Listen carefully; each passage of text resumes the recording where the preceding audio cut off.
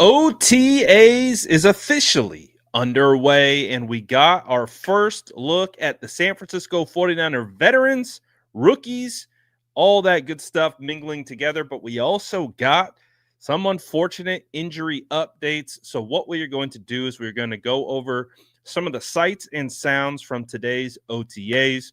We'll recap some of the takeaways, and we'll also talk about some of the injuries and all that stuff. So, all OTA coverage for the San Francisco 49ers right now. But you guys already know what to do. Drop your SDS in the chat, smash that like button because smells like football, baby.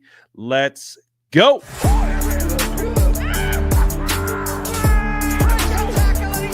Smash that like button if you haven't already. Love to see it.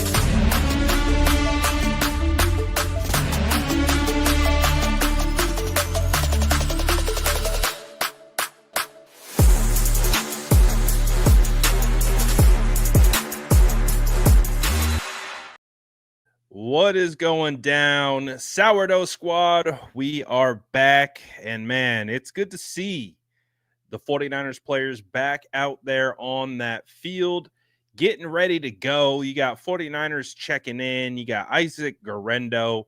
You got Jauan Jennings. We had some pretty positive reports of Jauan Jennings today, so we'll get into that a little bit later. But from all accounts, it does sound like Jauan Jennings is primed for another big season. Isaac Guerrero heading in to year 2.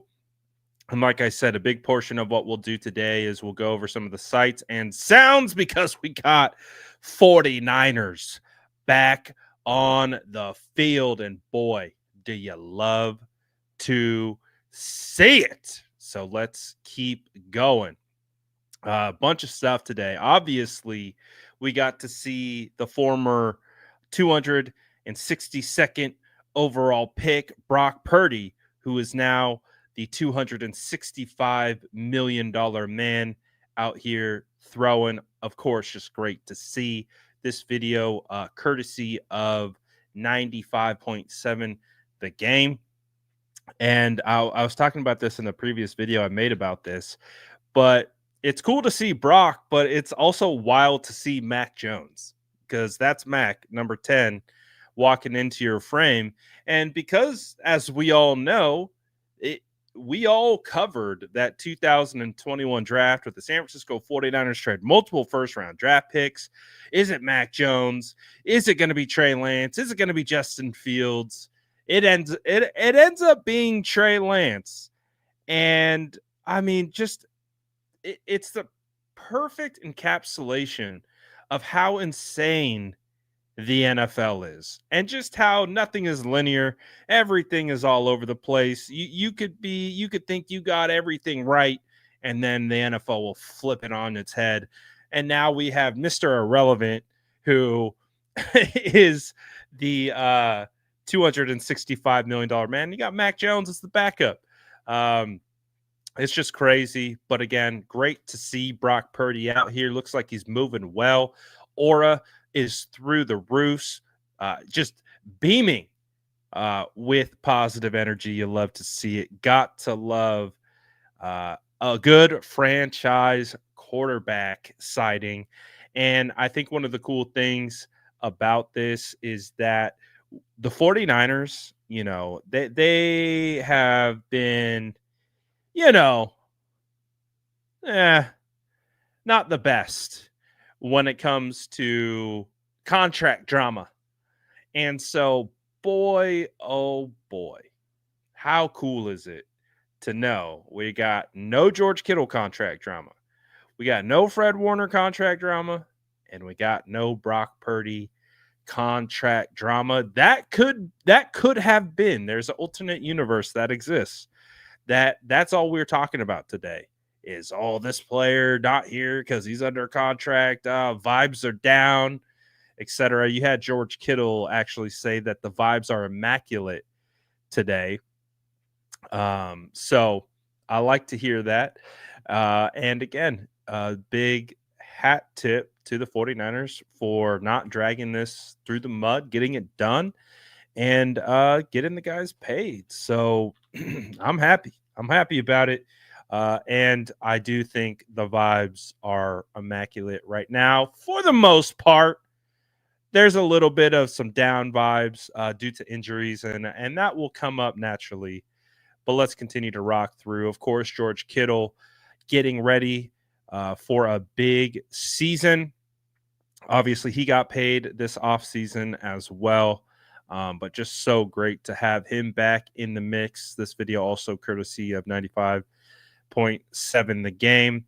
One of the great visuals, I would say, of today was seeing Christian McCaffrey back out on the field. Obviously, well documented bilateral Achilles tendonitis, surprise,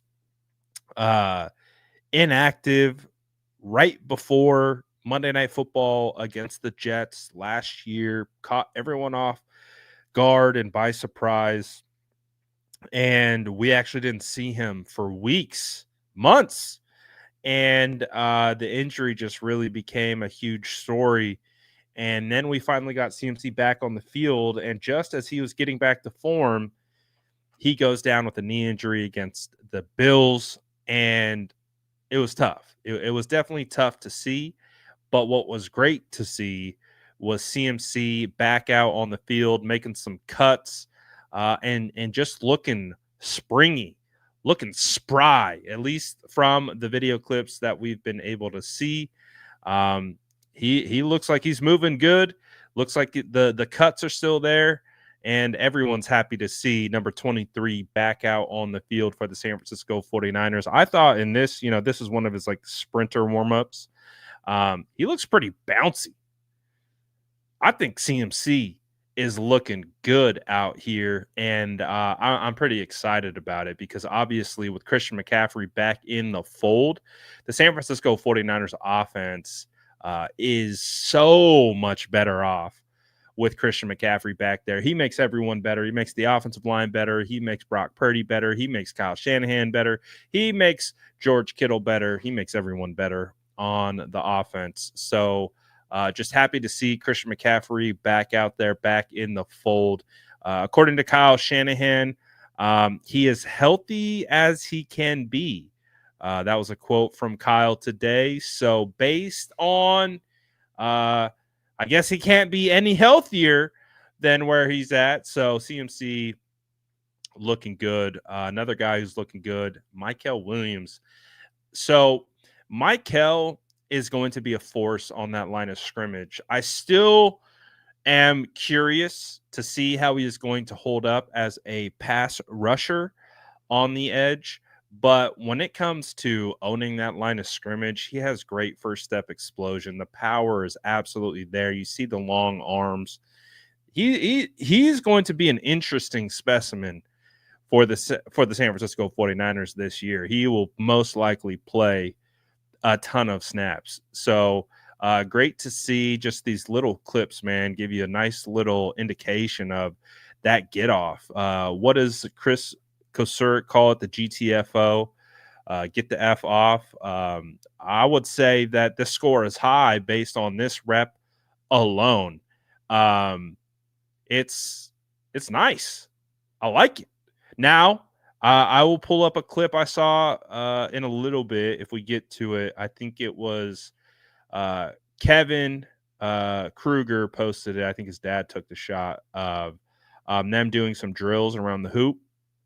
You could see some limitations there from Michael in regards to bend around the corner. But I think the vision comes from, this is an edge setter. This is a guy who's going to be power off that edge, and I do think he will be a solid pass rusher on the interior as well. So the 49ers can be able to use him across that defensive line. But it is time to get into some of the less fortunate news to come out of Santa Clara today. Unfortunately, we have a new addition to the injury report. Yes, guys, yes, it would feel almost improbable to go through any type of 49ers update without mentioning some kind of injury. We just have to laugh through the pain, right? But it is what it is. So you can see on the screen Ricky Pearsall.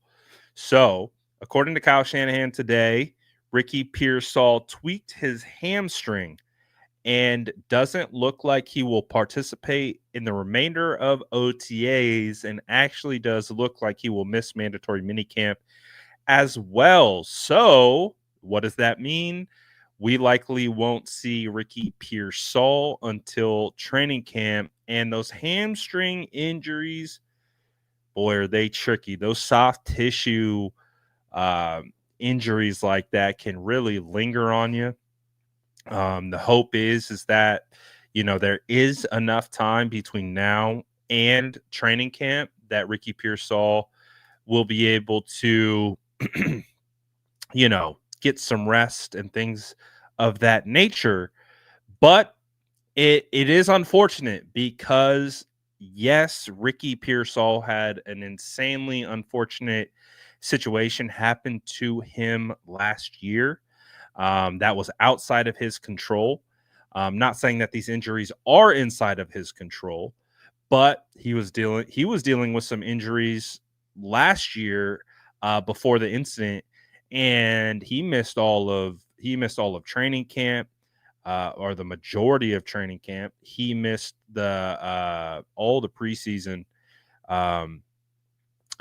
prior to the incident going down. So he does have had some injury issues since being with the San Francisco 49ers. So hopefully this isn't too big of a deal. I do see some people in the chat talking about, do the 49ers bring in an Amari Cooper or a Keenan Allen? That becomes a fascinating situation. Now, we did have some wide receivers step up today. I'll get to that. We'll do kind of like a recap of some of the notes from today's practice. So we'll highlight some of the wide receivers that stood out according to some reports. But it is important to note that one of those receivers who reportedly was getting some action today, Demarcus Robinson, could miss up to 3 games at the beginning of this season. So, and of course, Brandon Ayuk, we don't know when he will be available. So this is the tough thing with Amari Cooper or Keenan Allen, is those two guys are not coming in to be rotational. They are coming in to be starters. So that is the challenge with adding wide receivers of those guys' caliber, is that, yes, you could potentially have a solid option there for the first couple weeks, but those guys are not going to want to leave the starting lineup. They're going to want to play.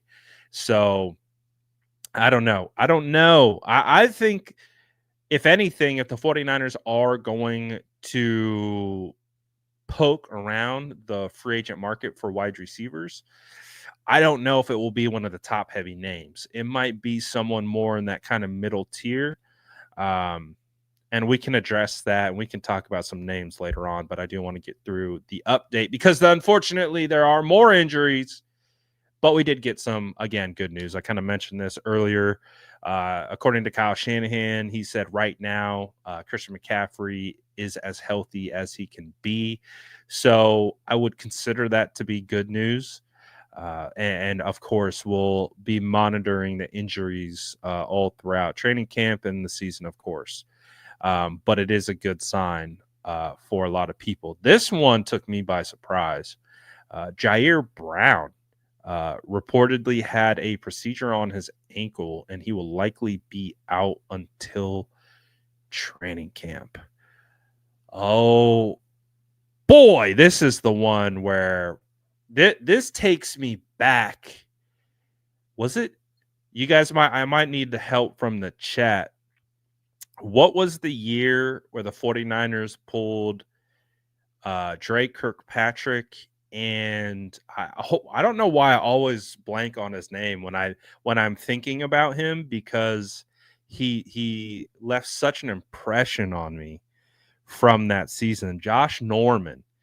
I think of that season where the San Francisco 49ers, you could see heading into the year that they were very thin at secondary. Uh, and it was one of the big red flags that I threw up from before training camp. I remember going on 95.7 and talking about it. I was like, yeah, everything looks good, except that DB room scares the living whatever out of me. I was like, the depth at DB scares me. And that was the year I think we had rookie Ambry Thomas. That was actually rookie Diamador Lenore. Unfortunately, Diamador got benched, I think, after like the week 3 game. And the 49ers would do anything other than put Ambry Thomas in until they had to. That's what this kind of reminds me of with the safety position. Ji'Ayir Brown, who was penciled in to be your starter, and Malik Mustafa, who had a phenomenal rookie season, penciled in to be your year 2 starter at safety after the 49ers let Talanoa Hufanga go in free agency. Both of them are hurt. Both of them had serious injuries, apparently. And so now, according to reports out of OTAs today, the 49ers starting safeties were Jason Pinnock, 1 year. He signed, I believe, for a 1-year deal in free agency this year, and Richie Grant, who also signed for a 1-year deal. I mean, yes, it is early. Yes, it is the end of May. But safety depth right now is a bit of an alarming concern. I will say that. I was already kind of concerned with what at the time I thought was a healthy Malik Mustafa and a healthy Ji'Ayir Brown. Now, both of those guys are hurt, severely hurt, mind you. Malik Mustafa, ACL tear. We didn't find out about that until after the draft, which was interesting in of itself. And then Ji'Ayir Brown now has had an ankle procedure. Best case scenario, hopefully he'll be ready to go by training camp. So right out the gate, we're having some injury concerns at what I would consider to be the thinnest position on the roster. So, yes, they have bodies there. They have Marquis Siegel, who they drafted in the 6th round, I believe it was. They do have George Odom, who has been primarily a special teams player. They have Jalen Mahoney, who was a UDFA last year, who I thought was pretty nice. But I would say, we were talking about additions via free agency for the wide receiver room. If anything, I am picking up the phone and I'm calling what safeties, who's out there?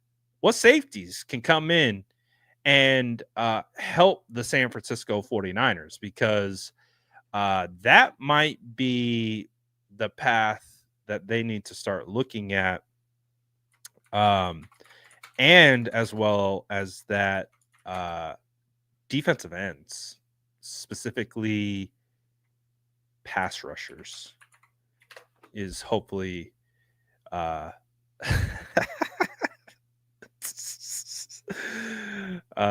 hilarious. Detail says, I've seen enough. Suit up, John Lynch. It's time to go. Dude, so I met John Lynch at the Senior Bowl, and I shook his hand.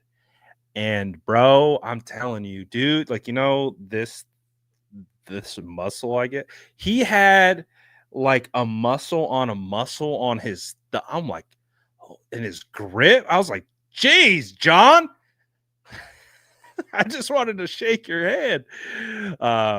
He could probably still go out there and do some damage. I don't know. He's sneaky. He's sneaky athletic.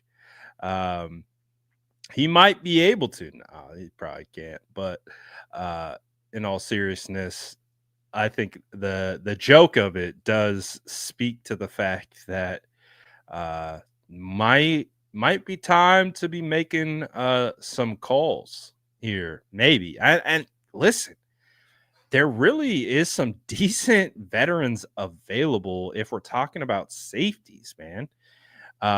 Justin Simmons, I would love that, even with a healthy Malik Mustafa and Jair Brown. I think that would be great. Justin Simmons to me is a locked in day like starter right away. Justin Simmons would be nice. Julian Blackmon, the former Colt, could have some potential there. Maybe Jordan Poyer. But you got you got guys with experience. Shoot, Deshaun Gibson. Do they bring Gip back? Gip was on the roster last year. He didn't really see much time. It's probably not the option they would want to go. John Johnson at one point was a pretty solid safety for the Rams. Marcus May, he's been all right. Quandre Diggs, Jalen Mills, Vaughn Bell, Marcus Williams, Jordan Whitehead. I mean, geez. Jamal Adams is out there. So there are some names, at least, that the 49ers could turn to for safety. But again, I think one of the stipulations for getting one of the better free agent safeties is they're going to want to start. So that is one of the things you do have to consider when going after these veteran kind of 1 year guys looking to win. They also want to start. They also want to play. So it'll be interesting to see if the 49ers do ultimately address any type of safety depth, any defensive line depth, or wide receiver depth. Those seem like the main spots. Everything else seems pretty solid to me. Cornerback depth seems all right. Linebacker depth, I'm thrilled with the new linebacker that they just added in Chaz Surratt. Defensive line depth, they have good depth. I just think they need another one or two potential rotational guys. O-line depth is there. Tight end depth is there. Running back depth is there. Quarterback depth is there. So only a couple spots that I still think could use a few additions. But we'll see. We'll see how the San Francisco 49ers go about that.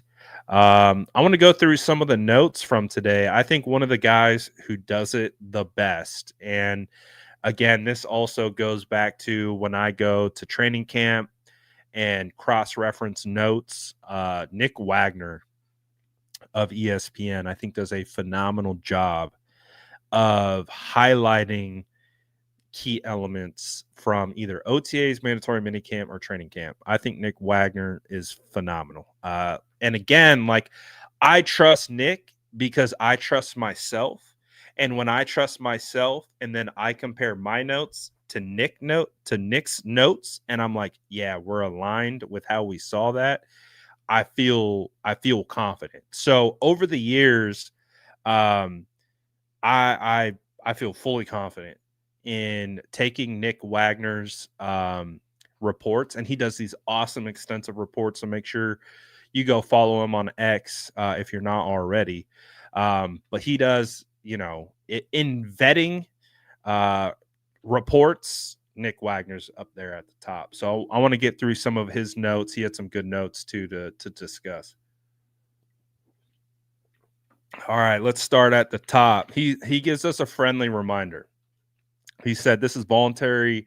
This is a voluntary session in which there aren't full pads and the teams didn't even wear helmets during 11-on-11. So that should tell you about the intensity of today.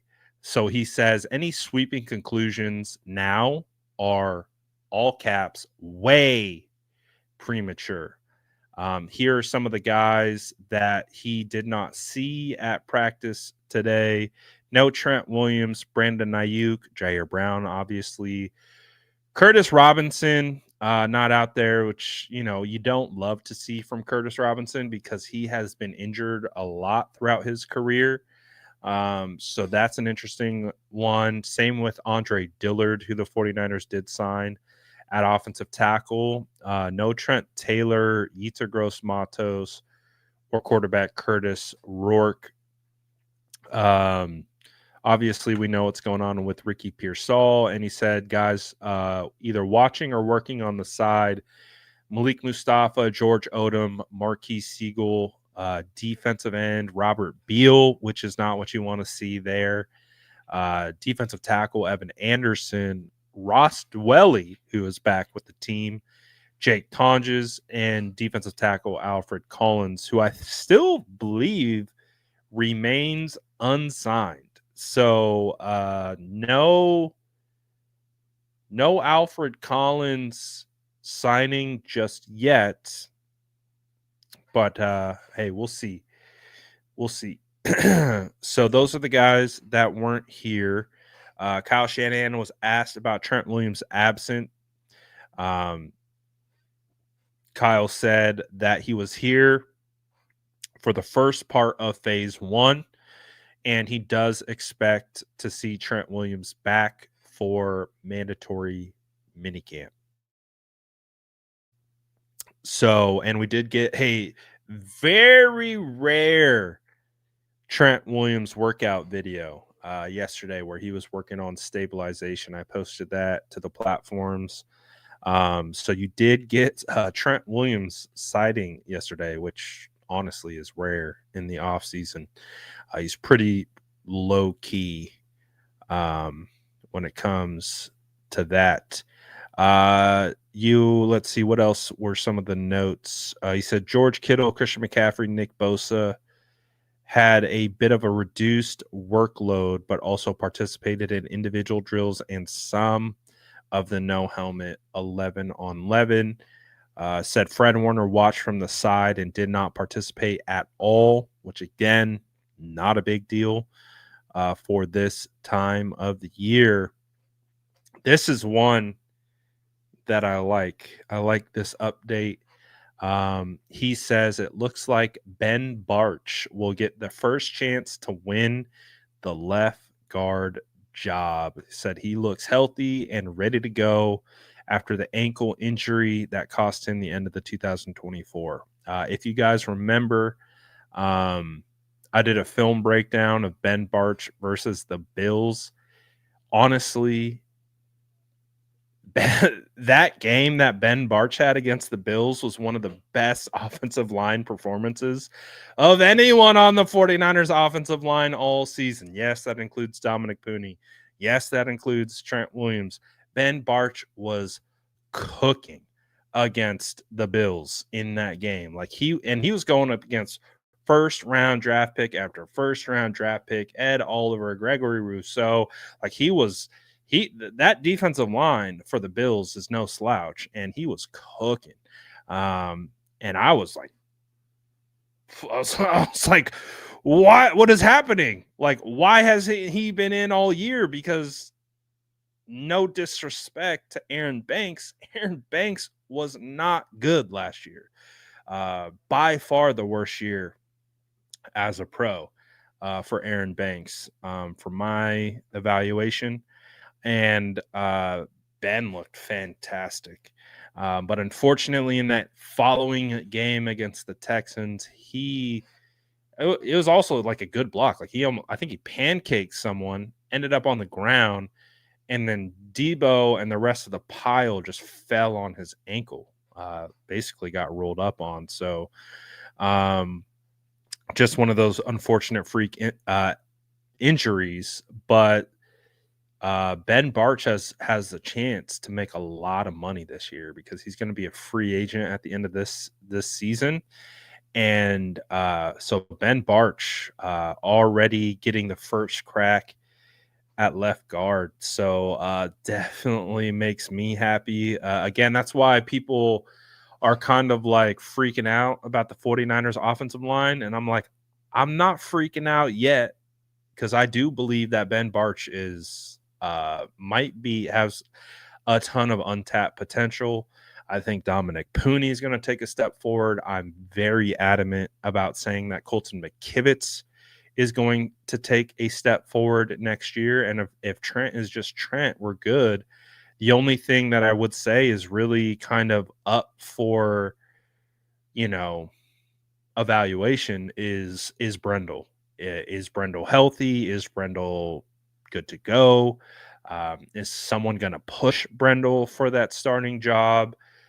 Could it be Nick Sakel? Could it be Connor Colby? Could it be Matt Hennessy? Could it be Drake Nugent? I don't know. We're going to find out. But I would say that Brendel will have the first right to the center job. He'll have to have a bad training camp in order to not start. Like it would really take him regressing and it being abundantly clear in training camp for that to occur. So that is TBD. I know a lot of fans not happy with Brendel right now, but we'll see. We'll see what he does. We'll see if he bounces back. We'll see. I think it was Feliciano kind of hinted at, he's kind of injured, banged up last year. So maybe that had something to do with it. So we'll see. We'll see. But I do like that update.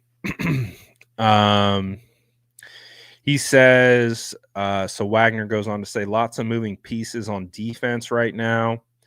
Too early for rookies to be working with the top group. So it looked like Bosa, Kevin Givens, Jordan Elliott, and Sam Okwuonu were the first up on the defensive line. I'm sure 49er fans would be stressing out a little bit if they were heading into week 1 with Bosa, Kevin Givens, Jordan Elliott, and Sam Okwuonu as your locked in starters for the 49ers defensive line. I like those guys. I like Kevin Givens. I've always liked Kevin Givens. I think Kevin Givens is a phenomenal rotational defensive lineman. Love Kevin Givens. Don't love him as a starter. Sam Okwuonu. I love Sam Okwuonu. I think he could fill that situational pass rusher role pretty darn well. But I think the 49ers need another one of those. And I don't know if Robert Beal is that guy. So you got Yetur Gross-Matos. I see him as more of an interchangeable inside-out guy. Yetur and Michael are kind of the same mold, in my opinion. They are not speed rushers. They're just not. They're big, strong, physical edge setters, but their pass rushing prowess will be best served rushing from the interior. So I still think they need a speed guy. Speed guy might only be a third down guy, but I think that would be where you maybe turn and maybe give a call to Za'Darius Smith. Hey, Za'Darius, you want to come rush? You want to come play, 35, 40% of the snaps, money downs, go rush the passer. We'll have Michael next year. We'll have Yetur next year. We'll have Alfred Collins next year. CJ West as you get after it. But honestly, I think that would be the best from a construction standpoint. But we'll see. Obviously, the rookies, Alfred was out. Michael is obviously going to have to earn his way up into the starting role, and CJ West as well. So we'll have to see about that. For the linebacker group, it was Luke Gifford, Tatum Bethune, and D. Winters. So obviously the veterans get the nod over the rookies, which is to be expected, with guys like Nick Martin. Interesting that Luke Gifford already getting, Fred Warner, but Luke Gifford getting a look already. So the 49ers might have some solid. I think they're gonna like Luke Gifford. I think they do. I saw one clip of the linebackers on the 49ers. I could probably pull it up on the 49ers Instagram, and it's super subtle, but I kind of liked it because a lot of what it is right now for veterans and rookies and young players is seeing the vets help the younger guys. So there's this one clip, I'll pull it up right here, that I kind of liked it. So it's going to be very quick. It's a little bit of a linebacker drill. So you got D. Winters, Tatum Bethune, but right here,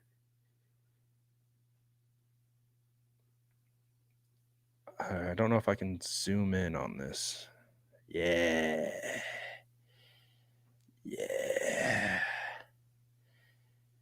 It looks like, again, it's a flyby, but it looks like Fred Warner is kind of gaming up Stone Blanton. Stone Blanton was UDFA. 49ers signed him to a 3-year deal, linebacker, who seems somewhat promising. Also, he's wearing number 50. And really just, I get the shades. I'm not comparing him at all, but it just, you get the feels, right? You're like, oh, that kind of reminds me of Chris Borland a little bit. Not saying that he is. I have not seen him play an NFL down, so I have no idea. But what you see in this quick little passing is it looks like Fred is kind of coaching up Stone Blanton a little bit. And I kind of liked it. It was very quick. Very quick. I could absolutely also just be misinterpreting it, but that's what it looked like to me, and I'm going to roll with it. I'm going to go ahead and say that we got Fred Warner coaching up Stone Blanton already. You'll see it. Like, it's just that he's just talking to him. So get ready. Get ready. Chris Borland 2.0. And we already talked about the safeties. Jason Pinnock, Richie Grant were the starters. Yamador Lenore, Renardo Green were the starting cornerbacks. Yetur Gross-Matos was absent for the birth of his child. So congrats to Yetur having a baby. You love to see it. All right, so let's get into some of the offensive stuff. According to multiple reports, quarterback Brock Purdy and Juwan Jennings were connecting on a bunch of passes today. Wagner says, including a tough contested catch for Jennings against Green and a deep ball down the left sideline also against Green. In both cases, the coverage was good, but the throw and catch were just a bit better. Whoo! You love to hear it. I love that. Honestly, that's my favorite. When I'm watching practice and I'm looking for takeaways, I love when the coverage is good. Like, it's good coverage, sticky coverage, right there in that back hip pocket, right in a position to make a play. But the ball placement and the catch, chef's kiss, was just a little bit better. And that makes it a solid rep for both. Like, I love to hear that. I really do. You can cook some dude, beat him by 5 yards, but I love contested catches. I love when wide receivers go up, pluck a ball out of the air, even though the DB was there in position to make plays. So I love to hear those types of things. But it does sound like Jawan Jennings is picking up right where he left off last year. So we'll see. He does say without pads and contact, limited and no pass rush, physical corners like Green are at a disadvantage. Wagner does say he did come up with a nice PBU on a deep ball down the sideline to Russell Gage. He also goes on to say some early positive signs from rookie wide receiver Jordan Watkins, also especially on some of the crossing routes that are staples in the Shanahan offense. Honestly, I'll pull this back up again. It doesn't mention who the nickel was. It might have been Trey Brown.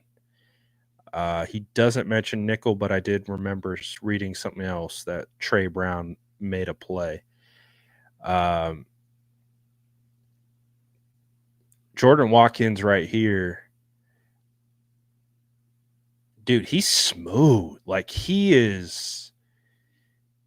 I've seen a lot, like, I think we all have. We've all seen a lot of routes on air. So, like, I sound a little nasty about it. Like, watching with this, like, little head shake out of the break, like, it's small, but it's nice. Stems him up to the outside, breaks back inside. Again, routes on air for a rookie. But hey, if you're gonna win the route on air, then do it. And he did. I would say that's a win based on the context of the rep. That's a good rep for the context of the drill. I think people have a hard time like watching these things because they don't know what it means. Like Isaac Garendo here, like it might not be padded, it might not be in a game, but within the context of the rep, you can have a good rep, you can have a bad rep. So within the context of said rep that Jordan Watkins just ran, I was pretty crisp. Ain't gonna lie. So that was pretty nice. Again, long way to go for Jordan Watkins. We got to get pads on. One of the things that I always love to say, and I love this part, I love this time where we actually are talking about football, not BS. Pads are the great neutralizer. Once the pads come on, it's a level playing field. Things change. You can look great without pads. You can look great in 7-on-7, all that. Once the pads come on, that's where the big boys come out to play. So, so far, check. Jordan Watkins is checking off some of the first boxes. Plenty more boxes to check, but some of the first ones, I like what I've seen from him so far. The reports that are coming out seem pretty solid as well. So first stage check. Now we got to see how he continues to progress and check the rest of the boxes, or if he does. Wagner says McCaffrey ran a route and made a catch over the middle in 7-on-7 for a would-be big gain, and then took some reps in the non-helmet 11-on-11. So McCaffrey's looking decent, looking solid right now. So you love to see that. As I just kind of explained, and as Wagner is saying, not much to take away from the O-line, D-line group right now. As always, have to wait until pads come on in training camp. There you go. All right. So that kind of recaps some of the practice stuff that's been going down. So overall, I would say a solid good day. Obviously, fans are going to be frustrated by the injury news, but it sounds like there was no injuries at practice, which is a good thing. But, you know, the 49ers, I said it for the majority of the offseason. I don't think their roster construction is done. I still think they have some additions to make, as I've mentioned. And it'll be interesting to see what those are, and if there are. I don't think they need to be crazy additions. I don't think they need to be swing for the fences, try to get whatever. I just think they need a little bit more depth at a couple more spots, and I think that would suit well for the team. So I like it. Yes, Ricky is hurt. Ricky is going to be out for this stage of OTAs and mandatory minicamp. Sounds like he will be out until the start of training camp. So we gotta wait and see how that goes. But yeah, Ricky's out. Ji'Ayir Brown is out with the ankle injury as well.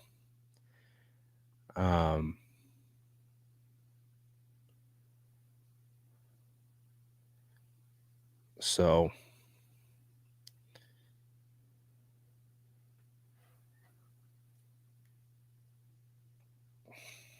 unfortunate, but it is what it is. No, we got no news on the rookie O-line, nothing yet.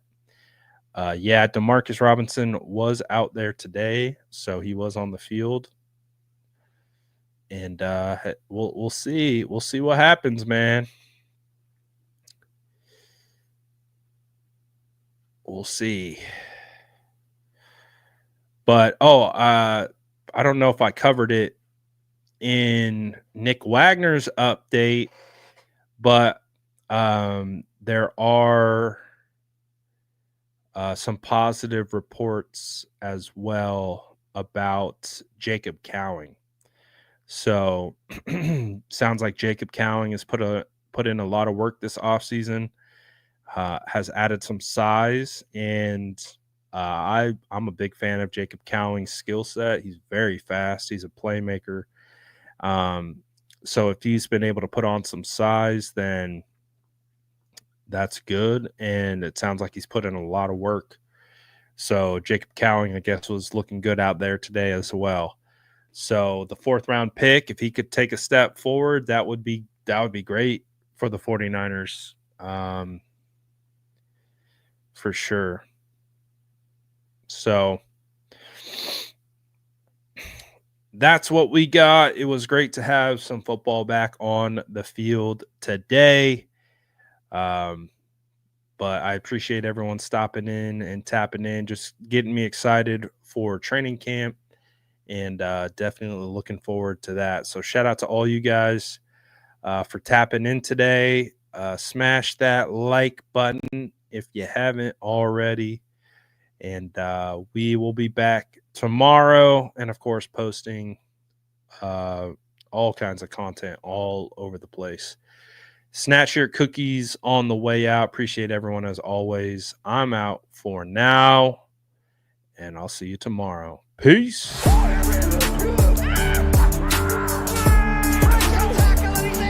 Smash that like button if you haven't already. Love to see